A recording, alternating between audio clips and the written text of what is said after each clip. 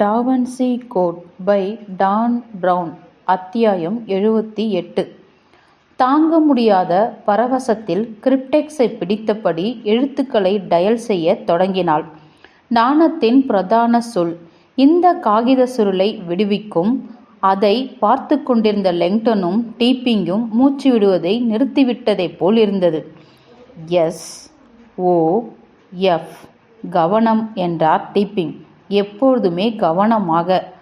ஐ ஏ. Sofia கடைசி டயலை நேர் செய்தாள். சரி என்று கிசுகிசுத்தபடி மற்றவர்களை பார்த்தாள். நான் இதை இழுக்கப் போகிறேன். அதில் வினிகர் இருப்பது நினைவிருக்கட்டும் என்று கிசுகிசுத்த லெங்டனின் குரலில் பயம் தெரிந்தது. ஜாக்கிரதை. தான் சிறுவயதில் திறந்திருக்கும் கிரிப்டெக்ஸை போன்ற இது இருக்குமானால் அவள் செய்ய வேண்டியதெல்லாம் சிலிண்டரின் இரு முனைகளையும் கெட்டியாக பிடித்து கொள்ள வேண்டும். டயல்களுக்கு அப்பால் மெதுவாக நிதானமாக அழுத்தத்தில் நேர் எதிர் திசைகளில் அழுத்த வேண்டும் என்று அவளுக்கு தெரியும். அந்த டயல்கள் பாஸ்வேர்டின் முறையாக பொருந்திவிட்டால் அதன் முனைகளுள் ஒன்று வெளியே வரும். லென்ஸ் மூடியைப் போல். பிறகு அவள் உள்ளே கைவிட்டு வினிகர் குப்பியை சுற்றி சுருட்டி வைக்கப்பட்டிருக்கும் பாபிரஸ் ஆவணத்தை எடுத்துவிடலாம்.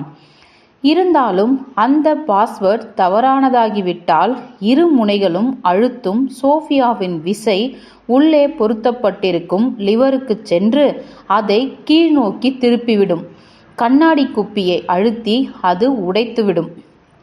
மென்மையாக அழுத்து, அவள் தனக்குத்தானே சொல்லிக்கொண்டாள்.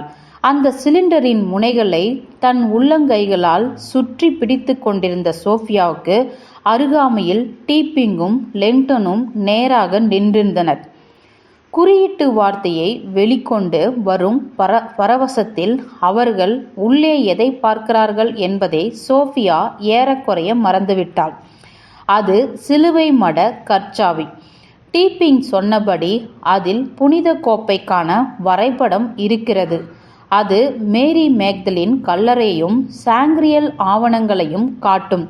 இரகசிய உண்மை குறித்த ஈடிணை அற்ற புதையல் குவியல்.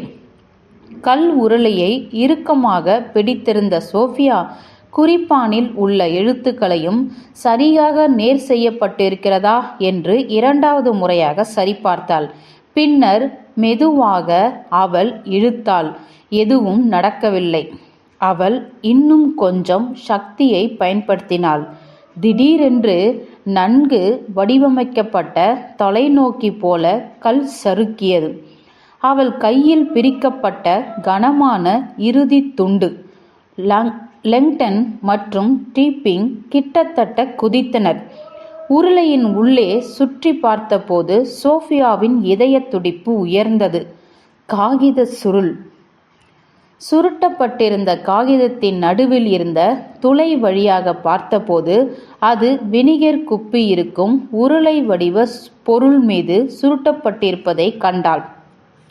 ஆனால் வினோதமான முறையில் வினிகரை சுற்றிருக்கும் அந்த காகிதம் வழக்கமான பாபிரஸ் காகிதம் அல்ல.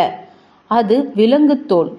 அது வினோதமாக இருந்தது என்று நினைத்தாள் அவள். வினிகரால் ஆட்டுத்தோலை கரைக்க முடியாது. அவள் மீண்டும் அந்த காகித சுருளின் நடுவிலிருந்து துளையை பார்த்தாள்.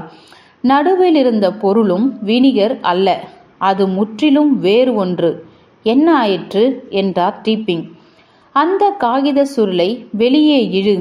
புருவத்தை நெரித்த சோஃபியா அந்த சுருட்டப்பட்ட தோலை பிடித்தாள். அது சுற்றியிருந்த பொருளையும் சேர்த்து அந்த கலனில் இருந்து வெளியே இழுத்தாள். அது பாபிரஸ் அல்ல என்றார் டீப்பிங். இது கனமாக இருக்கிறது. தெரியும். அது சுருட்டி வைக்கப்பட்டிருக்கிறது. எதற்காக? அந்த வினிகர் குப்பிக்காகவா? இல்லை. சோஃபியா அந்த சுருளை பிரித்து உள்ளே என்ன சுற்றப்பட்டிருக்கிறது என்பதை வெளியே கொண்டு வந்தாள். இதற்காகத்தான். அந்த தோல் துணியின் உள்ளே இருந்த பொருளை லெங்டன் பார்த்தபோது லெங்டனுக்கு முழுகுவதைப் போல் இருந்தது. கடவுள்தான் காப்பாற்ற வேண்டும் என்ற டீப்பிங் உடைந்து போனார். உன்னுடைய தாத்தா ஒரு கருணையற்ற கலைஞர். லெங்டன் ஆச்சரியத்தில் அதை உற்று பார்த்தார். இதை சுலபமாக்கும் நோக்கம் சோனியருக்கு இருந்ததாக தெரியவில்லை. மேஜையில் இரண்டாவது கிரிப்டெக்ஸ் இருந்தது. சிறியது, கருப்பு ஓனிக்ஸ் கல்லால் செய்யப்பட்டது. உள்ளுக்குள் முதலாவதாக பொருத்தப்பட்டிருந்தது. இருமை வாதத்தில் சோனியருக்கு இருந்த ஆர்வம் இரண்டாவது கிரிப்டெக்ஸுக்குள் எல்லாமே இரட்டைகள், இரட்டை முனிகள், ஆண் பெண் கருப்பு வெள்ளைக்குள் பொதிந்திருந்தது. குறியீட்டியலின் வலை நீண்டு கொண்டே செல்வதை லெங்டன் உணர்ந்தார்.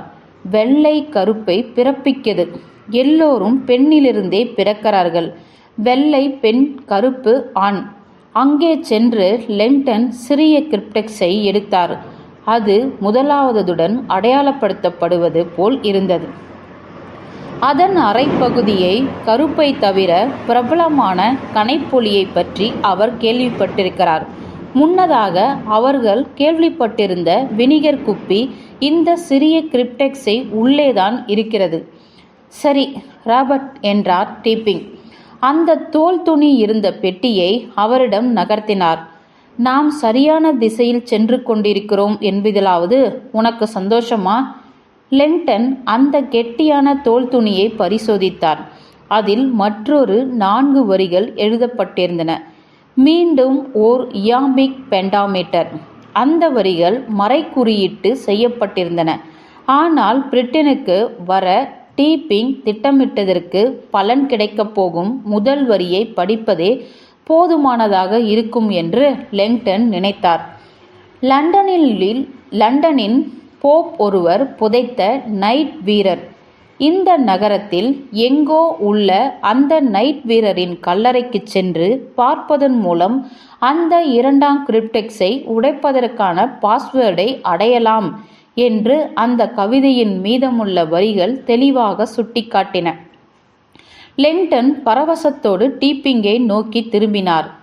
எந்த நைட் வீரரை இந்த கவிதை சுட்டு காட்டுகின்றன? உள்ளுக்குள் தெரிகிறதா? டீப்பிங் சத்தமாக சிரித்தார். மங்கலாக கூட தெரியவில்லை. ஆனால் எந்த மறைக்குறியீட்டை நாம் தேடிச் செல்ல வேண்டும் என்று எனக்கு தெளிவாக தெரிந்துவிட்டது. அந்த கணத்தில் அவர்களுக்கு 15 மைல்களுக்கு முன்னால் உள்ள டீப்பிங் ஹில் எக்ஸிக்யூட்டிவ் விமானத்தளத்தை நோக்கி 6 கென்ட் போலீஸ்காரர்கள் மழையால் நனைந்திருந்த தெருக்களில் விரைந்து கொண்டிருந்தனர்.